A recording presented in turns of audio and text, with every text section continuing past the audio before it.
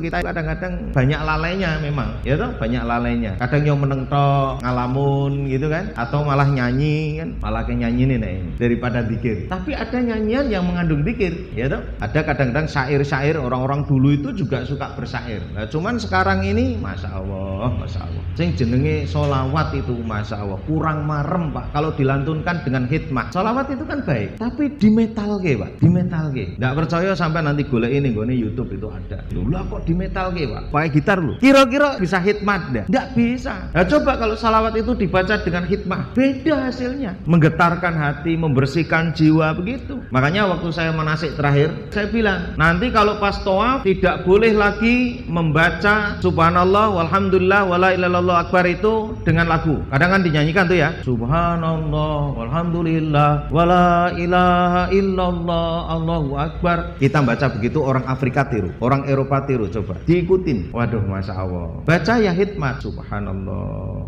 alhamdulillah la ilaha illallah allahu akbar, dirasake. Lah ini zikir. Lah persoalannya adalah orang ini tidak sampai ke situ, sampai yaitu tadi dinyanyikan seperti itu. Ya monggo lah, tapi ya sing sopan, ya toh, sing sopan gitu. Kalau kita sholawat kepada Nabi, itu balasannya adalah 10 kali lipat dari Allah Subhanahu wa taala, seperti baca Quran. Makanya jangan heran kalau orang sholawatnya itu kuat, insya Allah loh ya, itu kehidupannya bagus. Nah kita ini jarang sholawat. Makanya diantara rumus kalau dalam berdoa, selain istighfar, sholawat. Kalau jenengan baca di adab doa, itu yang pertama adalah memuji kepada Allah, yang kedua adalah sholawat, yang ketiga baru minta keinginan kita, hajat kita. Nanti ditutup dengan sholawat, kemudian ditutup lagi dengan memuji kepada Allah. Itu baru doanya full nyampe. Bahkan kalau doa tidak ada sholawatnya, itu seperti kepala nggak ada telinganya, jadi nggak sempurna. Makanya sholawat ini sangat penting sekali. Dan sholawat yang sah adalah sholawat yang dibaca di saat kita atahiyat. Tuh, waktu kita sholat namanya sholawat Ibrahimiyah. Jadi kita manfaatkan Ramadan ini sebagai momen perubahan. Jadi nanti di akhir-akhir Ramadan itu akan ada yang namanya di malam Lailatul Qadar. Saya akan ingatkan terus, karena apa, ini adalah momen yang langka dan tidak ada di setiap bulan, hanya ada di bulan Ramadan,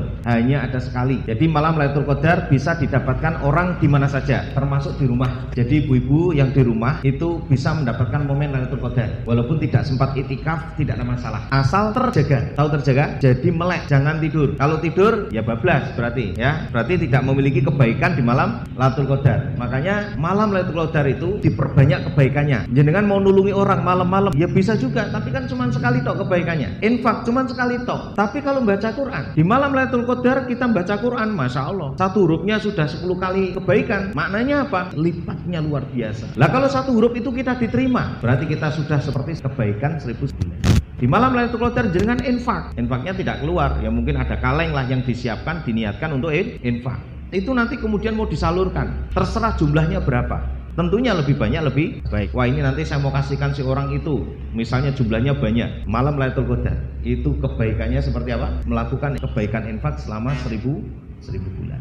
Nah kalau baca Quran luar biasa, sangat penting sekali. Karena apa? Ramadan kita ini akan membentuk kepada sebuah karakter yang kita akan dibentuk oleh Allah Subhanahu wa taala, tentunya atas usaha kita, dan kita memohon agar Allah memberikan kekuatan. Saya mungkin memahami jenengan dalam melakukan satu pekerjaan itu capek, ya bahkan lemes bisa jadi. Saya tidak akan bosan juga mengingatkan berdoa, ya Allah berilah kekuatan kepada saya untuk mengisi Ramadan dengan kebaikan. Jenengan berdoa. Kalau mau tidur, satu ketika barangkali istirahat di masjid, jenengan tidur aja dan berdoa kepada Allah, ya Allah tidurkan saya, walaupun sebentar ya Allah, tidurkan saya. Saya bangun nanti saya mau zikir, saya mau baca Quran, saya mau bekerja, berilah kekuatan kepada saya. Insya Allah nanti dikasih kuat.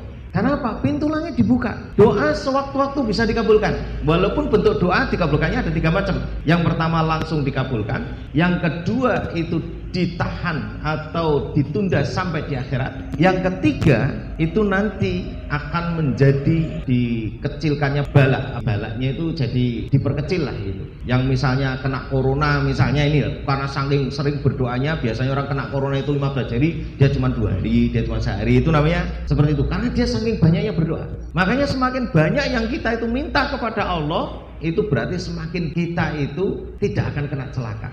Bahkan ada ulama yang mengatakan bahwa selagi dia masih banyak berdoa, maka dia tidak akan celaka. Orang yang celaka itu karena dia tidak banyak berdoa. Mumpung langit dibuka di bulan Ramadan ini. Yang punya, maaf ya, istri cerewet, ya doain juga Pak. Ya Allah lembutkan hati istri saya. Yang punya suami galak, ya didoakan juga. Ya Allah lembutkan suami saya. Terus kemudian yang punya anak yang mungkin susah diatur, ya susah untuk sholat, untuk ngaji atau apa, ya, doakan ya sewaktu-waktu.